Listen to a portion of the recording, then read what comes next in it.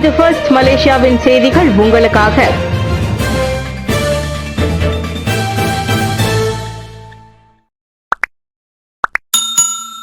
சுத்தமான காற்று, குழிகள் இல்லாத சாலைகள், கோலாலம்பூரை புகழ்ந்து இந்திய சுற்றுப்பயணியின் நிகழ்ச்சி பதிவு. அண்மையில் கனமழை காரணமாக வியட்நாமுக்கு பயணம் மேற்கொள்ளும் திட்டம் ரத்து செய்யப்பட்டதால் மலேசியாவிற்கு வருகை புரிந்த இந்திய சுற்றுலா பயணி ஒருவர் கோலாலம்பூர் நகரத்தின் சுத்தத்தையும் சாலைகளின் நேர்த்தியையும் கண்டு வியந்து சமூக ஊடகத்தில் மலேசியாவை பாராட்டி பதிவொன்றை வெளியிட்டுள்ளார். பெரிய எதிர்பார்ப்புகளின்றி நமது நாட்டிற்கு வருகை புரிந்த அவர் கோலாலம்பூரில் தரையிறங்கியவுடன் தனக்கு மெய் சிலிர்த்து விட்டது என்று குறிப்பிட்டுள்ளார். குழிகள் இல்லாத சாலைகள், அரசியல்வாதிகளின் புகைப்படங்களை கொண்டிராத பதாகைகள், எல்லா இடங்களிலும் தூய்மை, சிறந்த வாழ்க்கை தரம், சுத்தமான காற்று மற்றும் உதவும் மக்கள் என பாராட்டி எழுதியிருப்பது உள்ளூர் மக்களின் பார்வையை ஈர்த்துள்ளது. தங்களது நாட்டில் எல்லா வளங்களும் இருந்தாலும், சிறப்பாக இருக்கக்கூடிய சாத்திய கூறுகள் இருந்தாலும் அடிப்படை வசதிகளுக்காக இன்றும் நாங்கள் போராடுகிறோம் என்று அவர் பதிவிட்டுள்ளார். இந்நிலையில் தென்கிழக்காசிய நாடுகள் தூய்மைக்கு அதிக முக்கியத்துவம் அளிக்கும் என்றும், குறிப்பாக இந்தியர்கள் தொடர்ந்து தங்கள் வீடுகளை சுத்தமாக வைத்திருப்பார்கள் என்றும் நேர்மறை கருத்து குவியல்கள் வந்த வண்ணமாக உள்ளன. காதல் நிகழ்ச்சி ஆபாசமான செயல்களை, அநாகரிக நடத்தையை ஊக்குவிக்கிறதா? ஏற்பாட்டாளர்கள் மறுப்பு.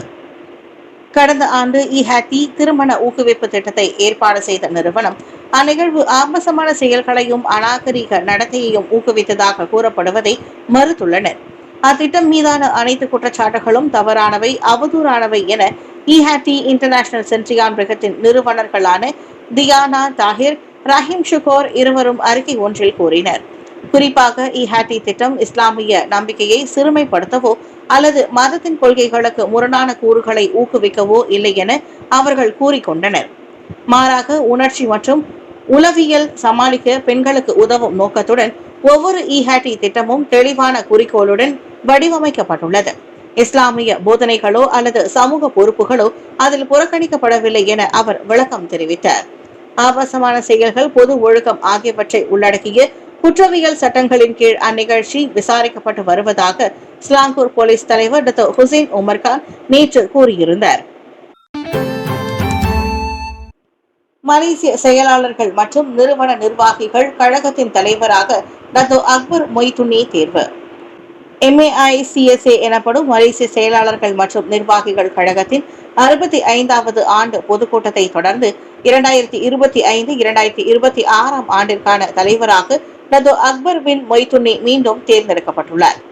இதர நிர்வாகிகளில் துணைத் தலைவராக நீதிபதி திருமதி தீபக் கவுர், துணைத் தலைவராக டாக்டர் நந்திதா சௌத்ரி, கௌரவ செயலாளராக இணை பேராசிரியர் நூர்பிஜான் அபுபக்கர், கௌரவ பொருளாளராக மிஸ் லீ மீ ரியோங் மற்றும் உடனடி கடந்த கால தலைவர் சைமன் யோ ஆகியோரும் அடங்குவர். 38 ஆண்டுகளுக்கு மேலாக நிறுவன தலைமை அனுபவத்தை கொண்ட டாக்டர் அக்பர் எதிர்கால நிர்வாக தலைவர்களை உருவாக்குவது, முக்கியத்துவம் வாய்ந்த கூட்டாண்மைகளை வலுப்படுத்துவது மற்றும் நிறுவன நிர்வாகத்தில் அதிக தேசிய அதிகாரமாக நிலைநிறுத்துவது ஆகியவற்றில் MAICSA முக்கிய கவனம் செலுத்தும் என உறுதியளித்தார்.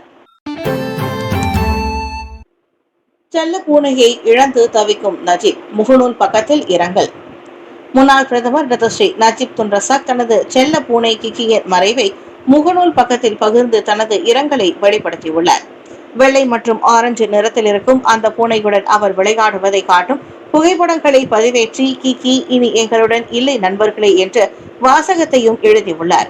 சமூக ஊடகத்தில் சுமார் 5000க்கும் மேற்பட்டோரின் கவனத்தை ஈர்த்துள்ள இப்பதிவில் ஜொஹூர் மந்திரி புசார் டாக்டர் வான் ஹாஃபிஸ் காசி உட்பட பலர் தங்களுடைய இரங்கலை தெரிவித்து வருகின்றனர்.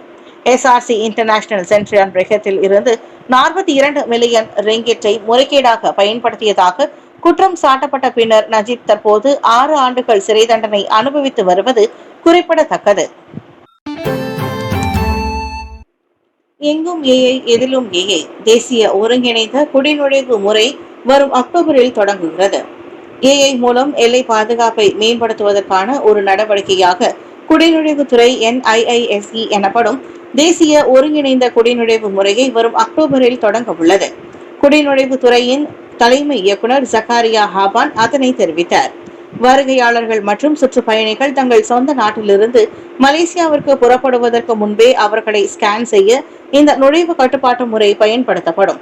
அவர்கள் மலேசியாவிற்குள் நுழைய தகுதியற்றவர்கள் என அதில் கண்டறியப்பட்டால் விமான நிறுவனம் அதுவாகவே அவர்கள் விமானத்தில் ஏறுவதை தடுத்துவிடும். தற்போது நடைமுறையில் உள்ள தனித்தனி கணினி அமைப்பு முறைகளில் போலீஸ் உள்ளிட்ட தரப்புகளிடம் இருந்து தரவுகளை பெற முடியாது. இப்போது புதிய முறையின் கீழ் அனைத்து தரவுகளையும் ஆக்கப்பூர்வமாக ஒருங்கிணைக்க முடியும் என ஜக்காரியா சொன்னார். இந்த NIISC முறையானது சேவை அளிப்பின் செயல்திறன் மற்றும் நெறிமுறையை மேம்படுத்த AI தொழில்நுட்பத்தை பயன்படுத்துவதற்கான குடிநுழைவு துறையின் முயற்சிகளில் ஒன்று என்றார் அவர்.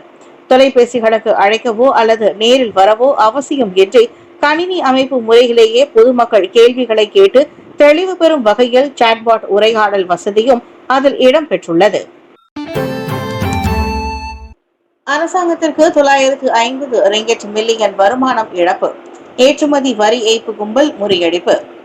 15 விழுக்காடு ஏற்றுமதி வரியை தவிர்ப்பதற்காக பழைய இரும்பு சாமான்களை, எந்திரங்கள் மற்றும் பிற உலோக பொருட்கள் என பொய்யாக அறிவித்து வெளிநாடுகளுக்கு கடத்தி வந்ததாக நம்பப்படும் கும்பல் ஒன்று முறியடிக்கப்பட்டுள்ளது. 5 மாநிலங்களில் இயங்கி வந்ததாக நம்பப்படும் அந்த கடத்தல் கும்பலால் கடந்த 6 ஆண்டுகளில் மட்டும் ஏற்றுமதி வரியின் மூலம் அரசாங்கத்திற்கு கிடைக்க வேண்டிய 950 மில்லியன் ரிங்கிட் வருமானம் கிடைக்காமல் போயுள்ளதாக கூறப்படுகிறது. அமலாக்க அதிகாரிகளுக்கு லஞ்சம் கொடுத்து சட்ட நடவடிக்கையில் இருந்தும் அக்கும்பல் தப்பி வந்துள்ளது. எனினும் மலேசிய ஊழல் தடுப்பு ஆணையமான MACC நேற்று காலை ஏக காலத்தில் 5 மாநிலங்களில் மேற்கொண்ட அதிரடி சோதனைகளில் அக்கும்பல் சிக்கியது. Penang, Selangor, Negeri Sembilan, Johor மற்றும் கெடாவில் 19 இடங்களை குறிவைத்து ஆயுதம் ஏந்திய அதிகாரிகள் சோதனையிட்டனர். பழைய இரும்பு சாமான்களின் சேமிப்பு கிடங்காக உள்ள தொழிற்சாலை வளாகங்கள், மோசடி கும்பலின் முக்கிய புள்ளிகளின் அலுவலகங்கள், வீடுகளும் பரிசோதிக்கப்பட்டன. பினாங்கு பத்து மாபோங்கில் ஆடம்பர கார்கள், லிப்ட் வசதியுடன் கூடிய 3 மாடி சொகுசு பங்களாவும் அவற்றில் அடங்கும். அந்த பங்களா டத்தோ பட்டம் கொண்ட ஒரு நிறுவன உரிமையாளருக்கு சொந்தமானதாகும். ஏற்றுமதி வரி ஏய்ப்பு செய்து இந்தியா, சீனா உள்ளிட்ட நாடுகளுக்கு இந்த பழைய இரும்பு சாமான்களை அவர் கடத்தி வந்துள்ளதாக அறியப்படுகிறது. விசாரணைகள் தொடர்ந்து நடைபெறுவதால் பறிமுதல் செய்யப்பட்ட மொத்த பொருட்கள், கைதானோரின் எண்ணிக்கை போன்ற விவரங்களை MACC இன்று விரிவாக அறிவிக்கும் என எதிர்பார்க்கப்படுகிறது. வரி ஏய்ப்பு கும்பலுக்கு எதிரான சோதனையில் கனரக ஆயுத பயன்பாடு மனிதநேயமற்றது, சமூக ஆர்வலர் சாடல். ஏற்றுமதி வரி ஏய்ப்பு செய்து பழைய இரும்பு சாமான்களை வெளிநாடுகளுக்கு கடத்தி வந்த கும்பலுக்கு எதிரான சோதனையில் கனரக ஆயுதம் ஏந்திய படையை களம் இறக்கியது தேவையற்றது. மலேசிய ஊழல் தடுப்பு ஆணையம் MACC-யின் அச்செயல் மனிதநேயமற்றது என சமூக ஆர்வலர் சுரேந்தர் செல்வராஜு சாடினார். சோதனை செய்யப்பட்டவை ஒதுக்குப்புறமான இடங்கள் மட்டுமல்ல, பொதுமக்கள் குடியிருப்புகளும் தான்.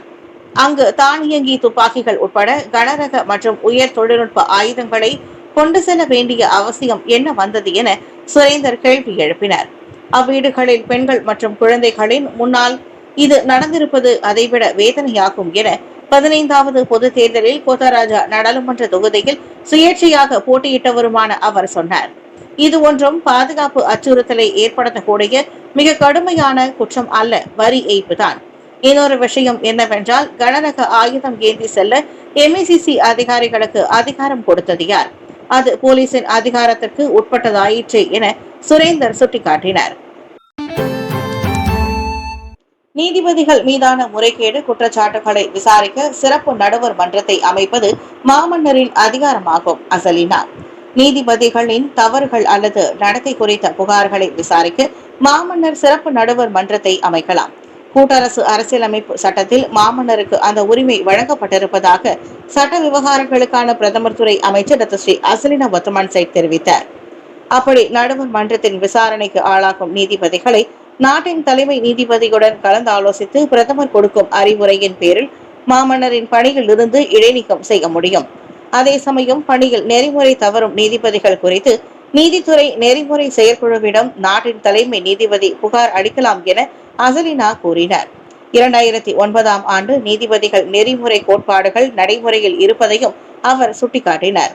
நீதி பரிபாலன துறை எந்த ஒரு அரசியல் அல்லது வெளியாரின் தலையீடுகளில் இருந்தும் விடுபட்டிருப்பதை உறுதி செய்வதே அக்கோட்பாடுகளின் நோக்கமாகும். நீதித்துறையின் சுதந்திரத்தை வலியுறுத்தி மலேசிய வழக்கறிஞர் மன்றம் நேற்று புத்ரஜயாவில் அமைதி ஊர்வலம் நடத்தியது குறித்து அமைச்சர் கருத்துரைத்தார். அமெரிக்க தூதரக நிக் ஏடம்ஸ் நியமனம் அமைச்சரவைக்கு தெரியாது என்கிறார் ஃபாமி. மலேசியாவுக்கான புதிய அமெரிக்க தூதராக நிக் ஆடம்ஸ் நியமிக்கப்பட்டுள்ளது குறித்து அமைச்சரவைக்கு இன்னும் முறைப்படி தகவல் கிடைக்கவில்லை. தொடர்புத்துறை அமைச்சர் டாக்டர் ஃபாமி ஃபாட்சல் அதனை தெரிவித்தார்.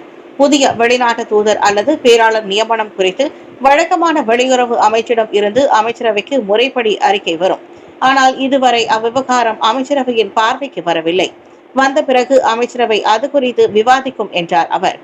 நிக் ஆடம்ஸ் மலேசியாவுக்கான அமெரிக்க தூதராக முன்மொழியப்படுவதாக அதிபர் டொனால்டு டிரம்ப் அறிவித்ததிலிருந்து விவகாரம் சர்ச்சையாகியுள்ளது. பழமைவாத சிந்தனையாளரும் சர்ச்சைக்குரிய எழுத்தாளருமான அவரின் நியமனம் உள்ளூர் அரசியல்வாதிகள் உள்ளிட்ட பல்வேறு தரப்பினரின் கண்டனங்களை பெற்று வருகிறது. மலேசிய கொள்கைகள் மற்றும் மதிப்புகளுக்கு முரணான சித்தாந்தங்களின் நுழைவுக்கான கதவை நிக் ஆடம்ஸின் நியமனம் திறந்துவிடும் என கூறி அமானா கட்சியின் இளைஞர் பிரிவு எதிர்ப்பு தெரிவித்தது. இன்று முதல் ஜொஹூர் பாருவில் நீர் விநியோகம் தடை, 30,000க்கும் மேற்பட்ட பயனர்கள் பாதிப்பு. இன்று முதல் 26 மணி நேரத்திற்கு தெப்ரா உள்பட ஜொஹூர் பாரு நகரில் உள்ள 30,000க்கும் மேற்பட்ட பயனீட்டாளர்கள் நீர் விநியோக தடையை எதிர்நோக்கியுள்ளனர். நீர் சுத்திகரிப்பு முறையில் நீடித்த மற்றும் நீண்ட கால அடிப்படையில் நிலையான விநியோகத்தை உறுதிப்படுத்துவதற்காக பாசிர்குடாங்கில் சுல்தான் இஸ்கந்தார் நீர் சுத்திகரிப்பு மையத்தில் சீரமைப்பு வேலைகள் நடைபெற்று வருவதால் நீர் விநியோகத்தில் தடை ஏற்பட்டுள்ளது.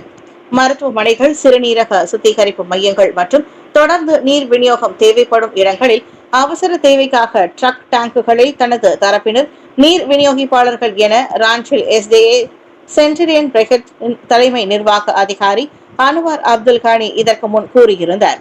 பயனீட்டாளர்களுக்கு பாதுகாப்பான மற்றும் கூடிய நிலையில் நீர் விநியோக முறை இருப்பதை உறுதிப்படுத்துவதற்காக நீர் விநியோக தடை ஆக்கப்பூர்வமான நடவடிக்கையாக இருக்கும் என தெரிவிக்கப்பட்டது.